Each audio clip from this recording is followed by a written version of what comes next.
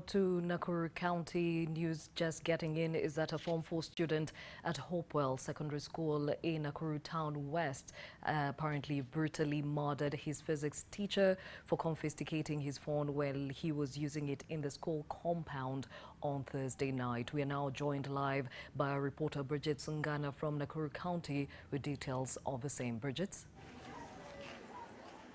Yes, Gladys, it is rather a very sad morning here at Hopewell Secondary School, and as you can see, the students are really not partaking in their routine in terms of being in class by now. When we got here, they were crying, they were wailing and just crying, grieving the demise of their physics and computers teacher. And this is an incident that happened yesterday at about a few minutes to 11 o'clock in the night, and we understand that he was attacked while he was just about to get into his residence.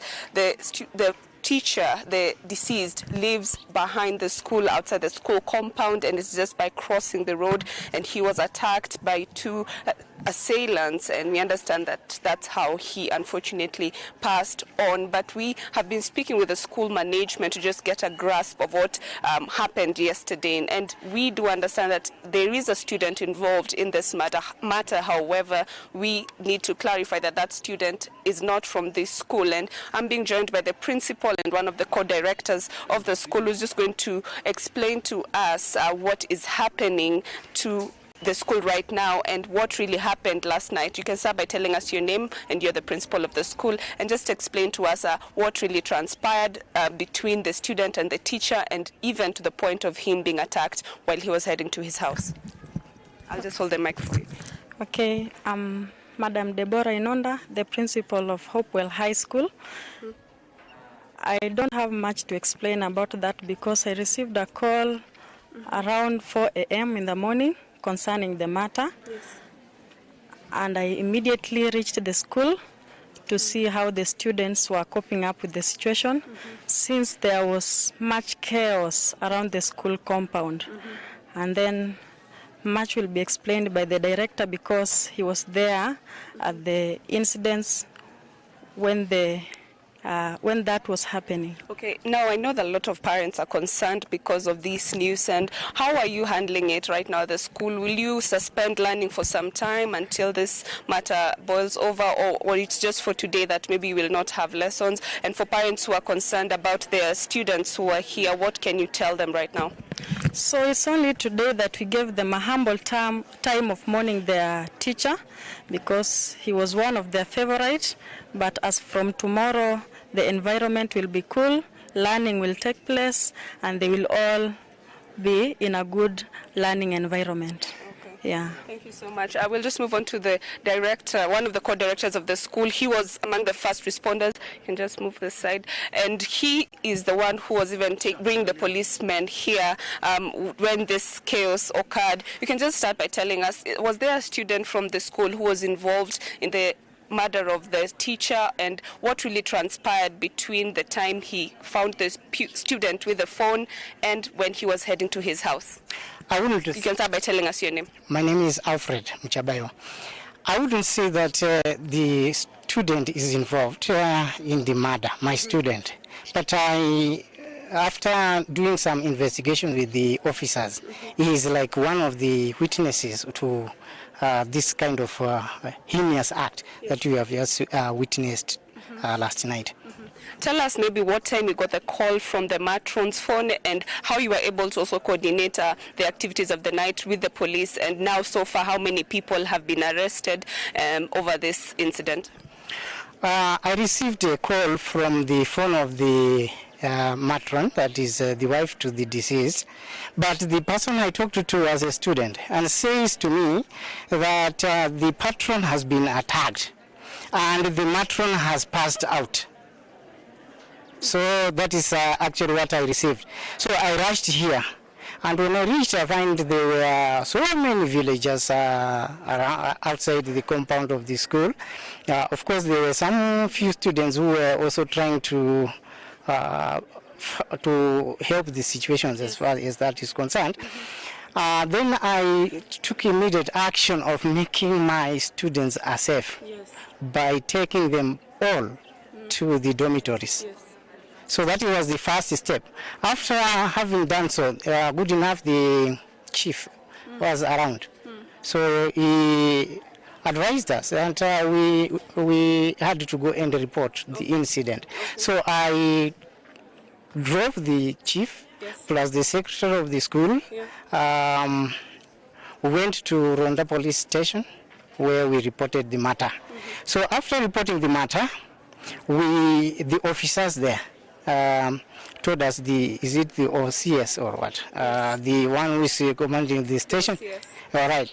He was in Kasarani.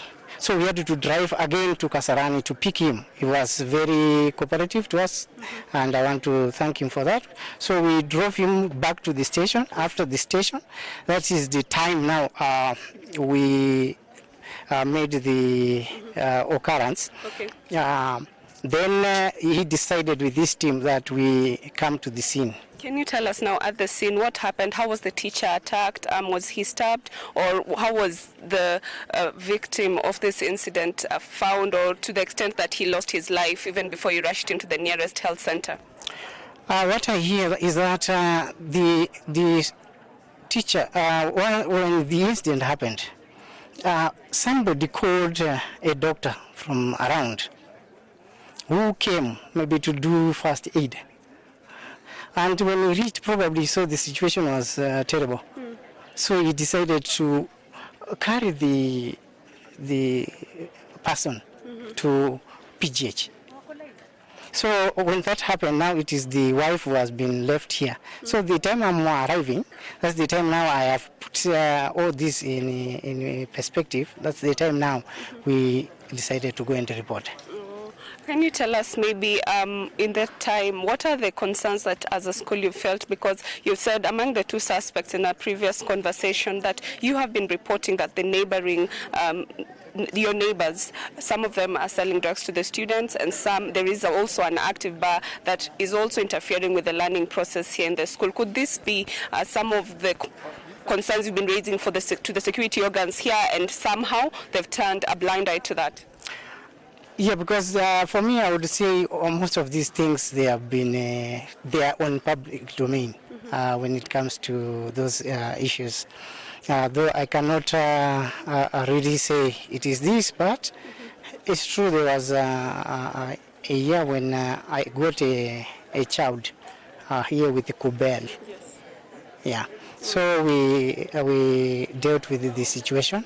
The child even finished his Form 4. Okay. Yes. So our deepest condolences for what has happened. We will be looking towards the security organs maybe to give us a brief on how this incident happened and how this teacher was attacked. But right now, one of the directors of the school is about to address the press, and so we'll just head on there and just have his side of the story, because we do understand there have been complaints against the neighbors to this school. This is a school that is within a residential area, and they have been raising concerns with the local chiefs on how some people are conducting activities that are interfering with the students' welfare here. And so also we have understood that even this student who had the phone in school was handed that phone by one of the neighbors from the school, and allegedly, we will still confirm this, is that is among the two people who are currently being held up at the police station, being interrogated over this incident. But we are going to head on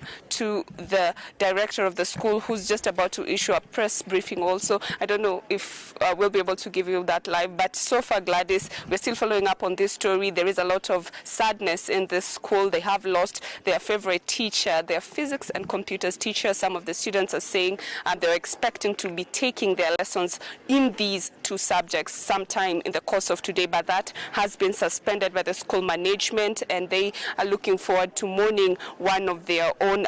Just a brief bio of this teacher is that he had joined the school as an untrained teacher, but he went to school and he was just actually carrying out his teaching practice so that he could qualify as a professional teacher who is able to handle these students. This is a school that has more than 200 students, and it is a mixed day and boarding school that is privately owned, but unfortunately they have woken up to news of one of their teachers dying during a disciplinary case, and this is something they're going to be following up on with the security organs in the county. Gladys, if you have any more questions, you can just ask.